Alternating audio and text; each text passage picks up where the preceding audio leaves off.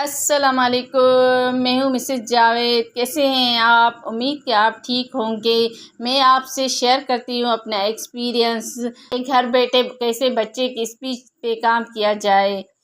जैसा कि मैंने आपको बताया था कि जमशेद की मैंने कहीं से भी स्पीच थेरेपी नहीं करवाई, मैंने खुद ही घर में की, क्योंकि मैं कहीं नहीं जा सकती थी। घर में बहुत काम होता था, तो बहुत सी ऐसी माएँ होंगी जो नहीं जा सकती होंगी। बच्चे की स्पीच के साथ साथ उनकी अंडरस्टैंडिंग पे भी काम करना पड़ता है, और ओरल मोटर एक्सरसाइज, ब्लोइंग, टंग एक्सरसाइज भी करनी पड़ती है। तो बच्चे बहुत मुश्किल से ये करवाते हैं, मगर फिर भी आपको कोशिश करनी है, उनको करवाना है।